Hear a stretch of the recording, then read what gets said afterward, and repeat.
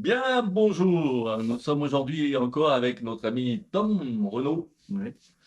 Et nous allons parler aujourd'hui d'un instrument dont vous avez peut-être jamais entendu parler, certains. Mais oui. Alors, comme on dit, le charango, charango. Oui. C'est plus joli. En espagnol, c'est alors comme ça. Euh, Qu'est-ce qu'on pourrait dire sur le charango? Une bonne question. C'est ça. Alors, tout d'abord, pour présenter le charango, c'est un petit instrument. Oui. À cordes pincées. Oui. euh, qui est tiré des peuples autochtones des Andes. D'accord. Peuple autochtone, alors c'est quoi? Parce que ça fait un petit peu. Est-ce que tu veux faire peut-être un petit peu en étymologie? Oui, c'est ça. Ça fait peut-être autochtone alors, qui veut dire. Ça vient du mot grec, apparemment. Ah oui. Qui dit auto, même, ectone, terre. Donc des gens qui sont nés sur la même terre. C'est ça? Alors qui est différent et qui ressemble un peu au indigène, qui vient du latin indigène, né, indique seulement les gens nés dans un pays. Ah, d'accord? Idée à laquelle, alors, un autochtone, on ajoute que le peuple dont il s'agit a été de tout temps dans le pays, d'accord? Et n'y est pas venu par immigration. D'accord. Donc c'est ça. Bon. Et pour revenir au charango, oui. Est-ce qu'il est tiré d'un autre instrument? Est-ce que c'est un dérivé? Alors, oui, il a été inspiré des anciennes guitares apportées par les colons espagnols au 19e siècle. Mais alors, est-ce qu'on sait d'où il vient? Où est-ce qu'il a été inventé? Alors, on dirait qu'il est apparemment originaire de la ville bolivienne de Potosí ou de d'Ayacucho. Est-ce qu'on peut dater un petit peu? Au 18e siècle, je crois, déjà. 18e ou même 17e, apparemment. Il y a des traces. Et alors, qu'est-ce qui a fait que du jour au lendemain, cet instrument a été créé? Qu'est-ce qui a permis que ça voit le jour? Eh ben ça, c'était à la suite de l'arrivée des Espagnols en Amérique. D'accord? On dit les autochtones se sont inspirés de la guitarrilla ou du tiple. On y reviendra dans une autre vidéo. Ou encore même de la vihuela de mano. Et aussi peut-être de la mandoline napolitaine. Mais alors comment ils ont vu tous ces instruments? Eh ben, elles ont toutes été apportées d'Europe, on va dire, pour créer ce petit instrument au son clair et puissant, avec un timbre si caractéristique par sa brillance. Et alors, il me semble qu'il y avait même un surnom, si je ne me trompe pas. Oui, alors le surnom, c'était le petit luth des Andes. Ah oui. Oui. Alors bon. Et on peut le trouver où? C'est caractéristique de quel pays? Alors, après, c'est ensuite répandu un petit peu dans tous les pays andins. Donc, ça allait du Pérou, la Bolivie, l'Argentine, le Chili et même l'Équateur. Ça, on n'y pense pas souvent. Alors, quand on dit que c'était une vihuela de mano, elle a été aussi apportée par les Espagnols en Amérique. Alors, si je me souviens bien, dès le 19e siècle, là, il me semble. Bon, le charango, quant à lui, est attesté pour sa part au 18e siècle. Mais est-ce que c'est sûr? Ah, mais il pourrait être beaucoup plus ancien, sans avoir laissé de traces. Ah, oui. Et pourquoi il n'aurait pas laissé de traces? Bah, parce que, en fait, sa fabrication était plutôt clandestine. Et pourquoi donc? Eh ben, à l'époque, les indigènes, et où ils n'avaient pas le droit de jouer ce genre d'instrument. Ah oui? Oui, ils n'étaient pas autorisés par les colons. C'est terrible. Oui. Alors, heureusement, ça a changé. Finalement, ils ont pu jouer de leur instrument, et on va dire qu'aujourd'hui, il est mondialement connu. Et puis pareil, on le reconnaît à son timbre. Et pourquoi il est mondialement connu? Eh ben, c'est parce qu'en fait, il a été popularisé et enseigné en France par des groupes tels que Pachacamac. Ah oui. Alors, ça, il faut aussi savoir que les tout premiers charangos, ils ont été construits en utilisant comme caisse de résonance une carapace de tatou. Parce que là, si on voit le nouveau. Alors, là, maintenant, on peut voir que c'est en bois, hein, sculpté, taillé. Alors, c'était une carapace de tatou, souvent de petite taille, un petit peu comme cet instrument, d'accord? Et particulièrement celle du petit tatou des Andes, ou Chaetopractus. Et alors, celui-là, il est en bois, mais est-ce qu'on fait toujours des charangos en tatou? Alors non, cette pratique se poursuit encore aujourd'hui, notamment avec des anciennes carapaces recyclées, parce que l'espèce est protégée. Ah oui. Oui. Alors, il y a des espèces de tatous qui sont protégées, et notamment le quirquincho. D'accord? Alors, en traduction hispanique, son nom quechua. Et le terme quirquincho sert aussi à désigner un genre particulier de charango, voire même plus. Ah oui. Oui. Alors, il y a aussi une autre hypothèse, parce que c'est pas la seule. Alors, cette autre hypothèse, elle prétend que le charango, comme vous le voyez ici, en carapace de tatou, ne serait pas apparu ou qu'après les tout premiers en bois. D'accord? Mais qui a avancé cette théorie? Bah, apparemment, on sait que c'est le maître charanguiste Ernesto Cabur, qu'on peut consulter sur son site, hein, si on veut. Et il présente des ouvrages d'ethnomusicologie et des méthodes d'instruments traditionnels. Donc, très précis. D'accord? Donc, c'était des thèses qu'il a fait. Bon. Après, on peut dire qu'il était peut-être aussi en ligne. On ne sait pas. Et oui, Ouais, pas tout. oui. On ne peut pas savoir. Donc, Et alors, du coup, avec toutes ces lois sur la protection des tatous que vous avez fait précédemment, oui. du coup, est-ce qu'on peut peut-être, si on ne peut pas les fabriquer, est-ce qu'on peut peut-être les exporter, les tatous, pour pouvoir en faire quelque chose? Eh ben, oui. Alors, il est probablement, et même sûr, du fait de la protection des tatous des Andes, comme on a dit, et l'interdiction sur l'exportation, l'utilisation du bois de la caisse de résonance est la plus fréquente aujourd'hui. Donc, ce genre de charango est beaucoup plus fréquent aujourd'hui que ce qu'on trouvait à l'époque. Moi, mon père, quand à l'époque, il est allé au Chili dans les années 90, il avait rapporté un carapace de tatou. Ça se faisait encore, oui. Alors, on dit aussi que les meilleurs charangos, moi, sont conçus d'une seule pièce, Ah oui. comme c'est le cas. Alors, la caisse étant taillée dans la masse, donc ça veut dire tout un morceau de bois, et puis on taille à l'intérieur pour créer le charango. Alors, on trouve aussi comme toujours, hein, on trouve aussi des charangos en bois collé pour le fond, en bois collé pour le fond, d'accord? Avec Comment on fait des pour équilibres. faire ces effets un petit peu gondolés? Alors, en fait, on courbe le bois à chaud. Ah, vous faites chauffer, Oui, et puis oui, après oui. vous le courbez comme du métal. Voilà, à chaud, et puis souvent on l'humidifie un petit peu. Comme ça, il prend une forme. Et alors, quels sont les désavantages du coup d'une carapace en tatou plutôt que de bois? Alors, le désavantage du tatou, c'est que ça pose des problèmes dans le temps. Alors, d'une part, d'accordage et de jeu, car cette carapace, elle tend à se replier finalement. Et, et donc à éloigner les cordes de la table.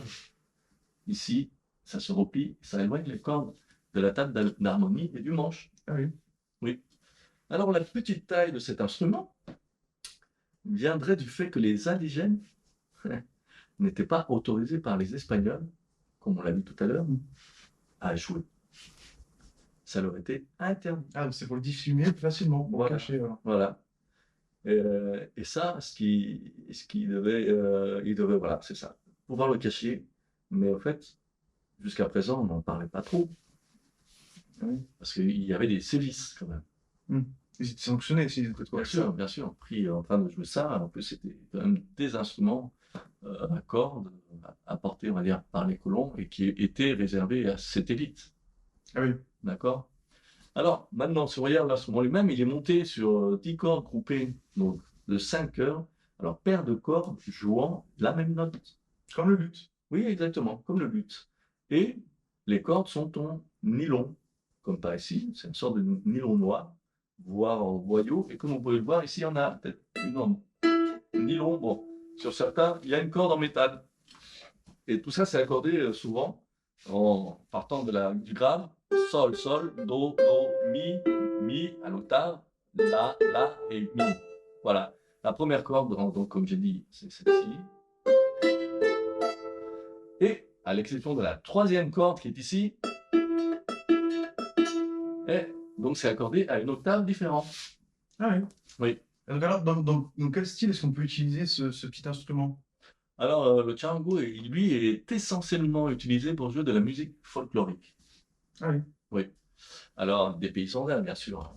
Alors, vous pouvez trouver plusieurs styles. Par exemple, on peut trouver el carnavalito, el bailecito, d'accord? El huayno, el huamaqueño, la cueca. il y a Ravéis, il y a le San Juanito en Équateur. D'accord? Alors, le rythme huayno est l'un des plus populaires, joué dans le village d'Altiplano bolivien. Alors, comme on peut voir un huayno, est-ce que vous pouvez nous faire sonner un huayno? Oui.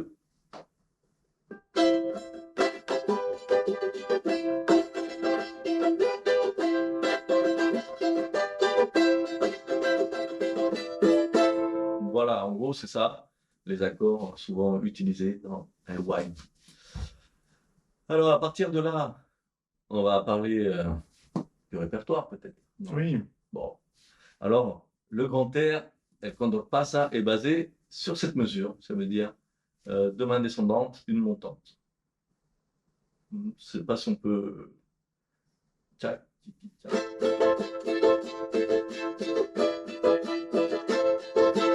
Voilà. Donc, c'est un petit peu ça. Donc, quand on fait ce côté tchac, tchac, tchac. Donc, c'est comme on dit, deux mains descendantes et une main montante. Et ça fait vraiment partie de ce style de musique, El Wine. Alors, on retrouve le charango aussi dans les musiques de carnaval.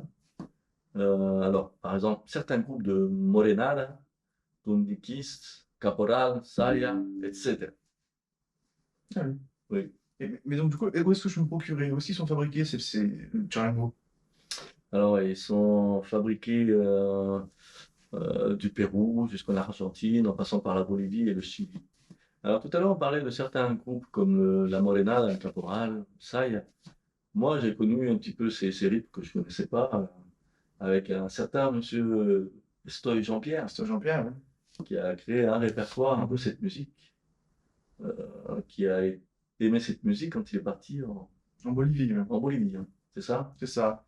D'accord. Et puis voilà, donc il a fait sa vie, et maintenant il travaille que sur ce genre. D'accord? Après, comme je disais, ils sont fabriqués au Pérou, en Argentine, en Bolivie, au Chili. Et donc, où est-ce que je peux trouver le meilleur luthier? Je vais avoir le meilleur instrument possible, où est-ce que je peux me le procurer? Alors, le meilleur luthier, alors, eux, ils se sont installés surtout dans les zones touristiques. Mais là, vraiment, pour aller, il faut aller peut-être dans la ville historique de Potosi.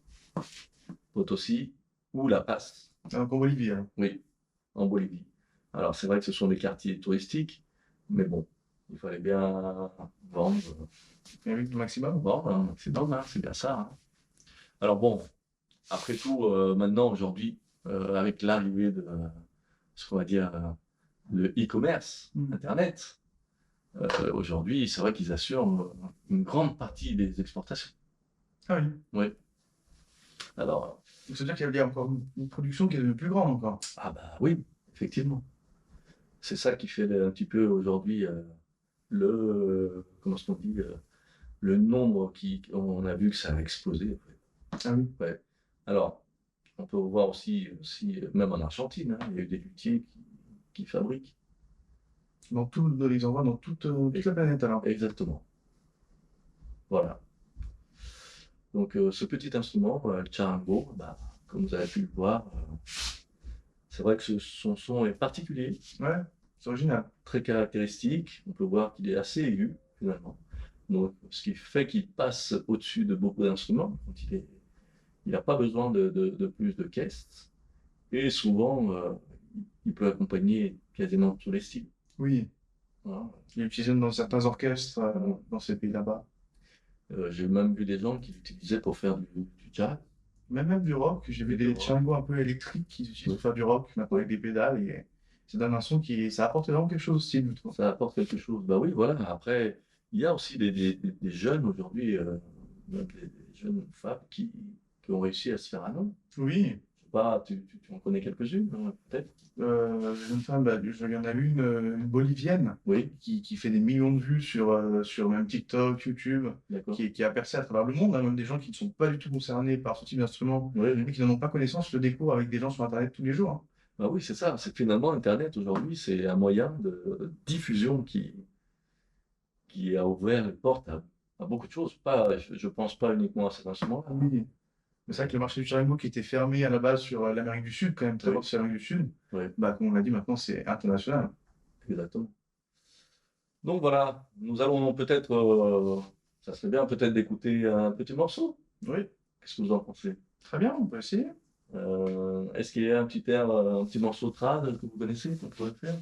Euh, oui, Oui, je vous accompagne à quoi? À la flûte, peut-être, ouais, la Kena, à la quenard? comme ça. Bon, Sur peut-être que Cannelle and Flour. d'accord. Donc, on va essayer de produire un petit folklore. Alors, je ne vous fais pas El Condor Pasa, parce que bon, vous, c'est pas assez traditionnel, même si Oui. c'est devenu la coutume. Ça paraît traditionnel, mais ça ne l'est pas en réalité. Ça n'est pas, c'est un morceau quand même qui date de 1919.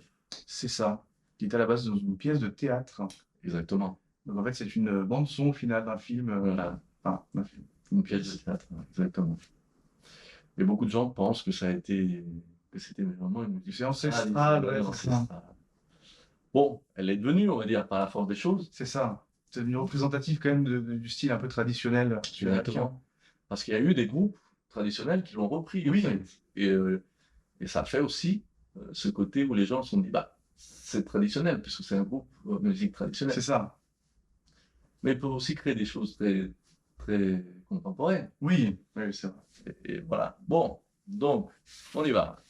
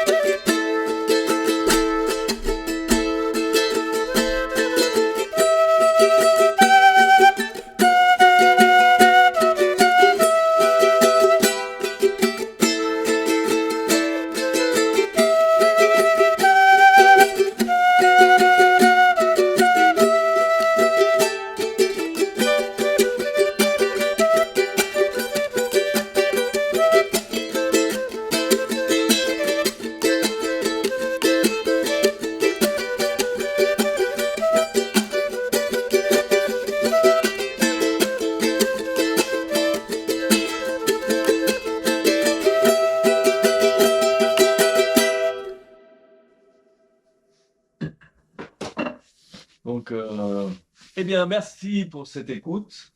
Merci, Tom, pour ta participation. Deuxième. C'était un plaisir de partager l'histoire. Bon, on va dire, comme toujours, l'histoire raccourcie du Tcharango, mais Oui. c'était quand même une histoire. Comme il y en aura d'autres, je pense. Ah oui, bientôt. Et beaucoup d'autres à venir. Merci et à très bientôt, les amis. À bientôt. Ouais.